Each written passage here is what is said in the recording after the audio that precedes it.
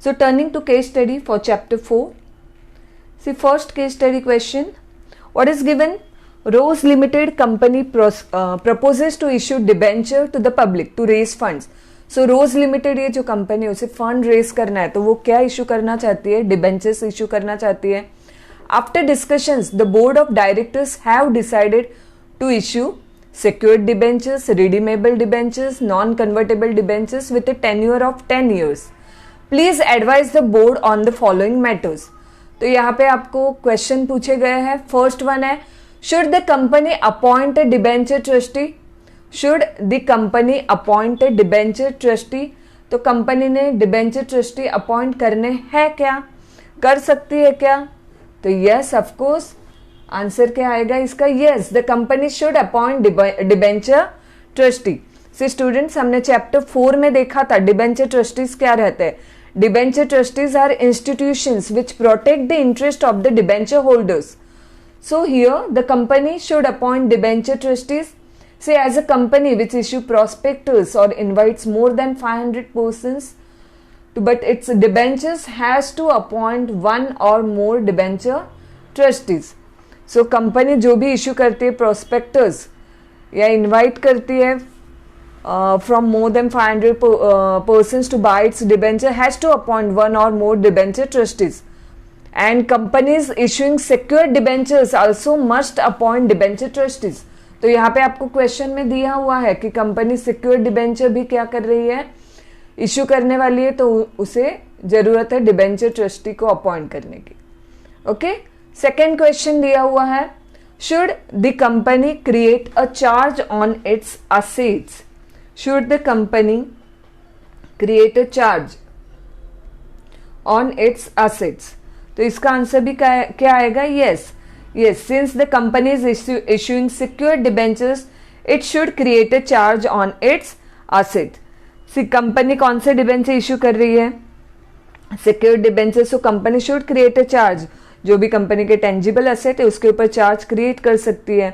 And the charge is created in the favour of the debenture trustee and they become the custodian of the asset on which charge has been created. यानी अगर कुछ भी problem हुआ आगे जाके तो वो असेट सेल करके डिबेंचर होल्डर को उनका पैसा दिया जा सकता है, तो उसे बोलते हैं चार्ज क्रिएट करना. नेक्स्ट दिया हुआ है, can the tenure of debentures be less than 10 years? Can the tenure of the debentures be less than 10 years? So yes, the tenure of the debentures can be less than 10 years. से हमने देखा था provisions as per companies share capital and debenture rules 2014. तो उसमें दिया हुआ था tenure of secured debentures. आपको पेज नंबर 71 में दिया हुआ है टेन्योर ऑफ सिक्योर्ड डिबेंचर्स. तो उसमें ये दिया हुआ है कि कितना टेन्योर रहता है डिबेंचर के लिए. सो यहाँ पे tenure of debentures can be less than 10 years. All secured debentures should be redeemed within 10 years from the date of its issue. So यहाँ पे क्वेश्चन में दिया हुआ ये कंपनी सिक्योर डिबेंचर इश्यू करने वाली है. So company can issue secure debentures with a date of redemption not exceeding 10 years from the date of issue. So all secure debenture should be redeemed within 10 years from the date of its issue. तो इसका भी answer क्या आएगा? Yes. तो तीनों question के answer yes आए. Company should appoint debenture trustee. Yes, the company should create a charge on its asset. Yes, क्योंकि कंपनी सिक्योर डिबेंचर इशू कर रही है. And tenure of debentures can be less than 10 years. उसका भी answer है yes. Second question दिया हुआ है आपको, violet limited company. Okay, second क्या दिया हुआ है? Violet limited company plans to raise 10 crores by issuing debentures and the board of directors have some queries again. Please advise them on the following. तो आप लोग यहाँ पे केस स्टडी से एडवाइस देने बैठे हैं कंपनी को. तो कंपनी का प्लान क्या है? रेस करना है 10 crore बाय इशूइंग डिबेंचर्स. तो यहाँ पे फर्स्ट क्वेश्चन है, can the company issue unsecured debentures? Can the company issue unsecured debenture? So answer is yes. Yes, the company can issue unsecured debenture. क्यों नहीं इशू कर सकती है? इशू कर सकती है. Company can issue unsecured debentures, but वहां पे कंडीशन क्या है? They have to get the approval of share holders. They have to get approval of the shareholders in general meeting by passing a special resolution. So yes, Violet Limited Company can issue unsecured debentures. Second question is there. Second question क्या है, पढ़ो आप लोग. क्या दिया हुआ है? Can they issue irredeemable debentures. Can they issue irredeemable debentures. Irredeemable का मतलब क्या होता है? तो इररेडीमेबल डिबेंचर हमने देखा था टाइप्स ऑफ डिबेंचर्स में. डिबेंचर के बहुत से टाइप्स है, तो उसमें जो इररेडीमेबल और रिडीमेबल डिबेंचर्स है, redeemable debenture means they are payable at the end of the some fix period, and irredeemable debenture means this kind of debentures are not repayable during the lifetime of the company, but they are repayable only after the liquidation of the company. So ऐसे debenture issue कर सकती है क्या company? तो नहीं. अभी debentures क्या रहते हैं? They are redeemable only, that is payable at the end of some fix period. एक फिक्स पीरियड होने के बाद डिबेंचर को उनका पैसा क्या किया जाता है? रिटर्न किया जाता है. सो डिबेंचर क्या रहते हैं? अभी रिडीमेबल ही रहते हैं. सो यहाँ पे आंसर क्या आएगा? No, company cannot issue irredeemable debentures. Company cannot issue irredeemable debentures. This is because all debentures are redeemable, that is have to be repaid. Okay, all debentures are redeemable, that is they have to be repaid. So the company cannot issue irredeemable debentures. Company cannot issue irredeemable debentures. Now the third question is there. As the company is offering debentures to its members, can such debentures have normal voting rights? Company जो debenture issue कर रही है, company जो debenture offer कर रही है, तो जो डिबेंचर होल्डर रहेंगे यानी डिबेंचर को नॉर्मल वोटिंग राइट रहेगा क्या? क्या उनको नॉर्मल वोटिंग राइट रहेगा? तो क्या आएगा इसका आंसर स्टूडेंट? जस्ट थिंक, क्या आएगा इसका आंसर? यस और नो? नो, कंपनी को रहेंगे क्या? सॉरी, डिबेंचर होल्डर को नॉर्मल वोटिंग राइट रहता है क्या?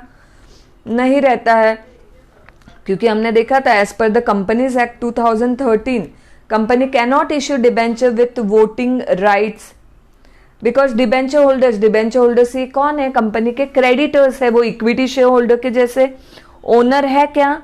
नहीं, they are the creditors of the company, and so they do not have any voting right except in matters affecting them. अगर उनको कुछ, उनका मैटर कुछ अफेक्ट हो रहा है, उनको पैसे नहीं मिल रहे हैं, उनको रिटर्न नहीं मिल रहा है, तभी उनको रहता है वोटिंग राइट. तो उनको नॉर्मल वोटिंग राइट रहता ही नहीं है जैसे इक्विटी शेयर होल्डर्स को रहता है. They can participate in the management of the company by giving their vote. So here, hence the debentures offered to the members cannot have normal voting right. यहाँ पे word use किया है normal voting right. So they don't have normal voting right. They can vote only matters related to them, which affects their interest. Now the third question you can see on your screen. Third question क्या है? DDS financial plans. DDS financials जो है वो क्या plan कर रहा है? Plan to raise 10 crore by issuing secured non convertible debentures. Okay, however as per the articles of association the board of directors have authority only to raise up to 5 crore. यानी plan कर रही है कंपनी 10 करोड़ तक का issue करना, पर उनके articles of association में बोर्ड ऑफ डायरेक्टर्स को क्या अथॉरिटी है? सिर्फ 5 करोड़ तक का वो रेस कर सकती है. They are also considering whether to go for private placement और make public offer. Please advise them on the following. तो क्वेश्चन नंबर 1 दिया हुआ है, what can be the maximum tenure of the debentures to be issued? What can be the maximum tenure? What can be the maximum tenure of the debentures to be issued? Maximum tenure क्या रहता है? So इसका answer क्या आएगा? The maximum tenure of debentures to be issued is of 10 years. Maximum क्या रहता है? tenure it is of 10 years. क्योंकि यहाँ पे कंपनी कौन से डिबेंचर इश्यूड करना चाहती है? दिया हुआ है सिक्योर्ड डिबेंचर्स। ओके, आपको पेज नंबर 17(1) पर दिया हुआ है tenure of secured debentures. Company issue करना चाहती है सिक्योर्ड डिबेंचर, तो उसका टेन्योर क्या रहता है? Maximum 10 years. So the maximum tenure of the debentures to be issued is of 10 years from the date of its issue. See, only certain companies, कुछ companies हैं, like companies which are engaged in infrastructure project or companies which are permitted by the Ministry of Corporate Affairs or permitted by central government or permitted by Reserve Bank of India, they can issue debentures beyond the period of 10 years. वो लोग 10 years से ज्यादा वाले debenture issue कर सकते हैं, but not exceeding 30 years, पर 30 years से ज्यादा नहीं होता है उसका। तो यहाँ पे जो क्वेश्चन दिया हुआ है, यहाँ पे आपको क्या क्वेश्चन दिया है? What can be the maximum tenure of the debentures to be issued? तो कंपनी इशू करने वाली है सिक्योर्ड डिबेंचर्स, राइट? तो कंपनी जो सिक्योर्ड डिबेंचर इशू करने वाली है, तो उसके लिए all secured debenture should be redeemed within 10 years from the date of its issue. 10 साल में वो रिडीम होने चाहिए, इसलिए इसका टेन्योर, इसका पीरियड कितना रहेगा? 10 years. Okay, with in 10 years. Second question से स्टूडेंट, सेकेंड क्वेश्चन क्या दिया हुआ है? Is the proposed issue with in the borrowing powers of the board? Company का प्लान क्या है? कंपनी का प्लान क्या है? क्वेश्चन में दिया हुआ है टू रेज 10 करोड़। ओके, तो ये उनका प्रपोजल है। और आर्टिकल्स ऑफ एसोसिएशन में क्या दिया है?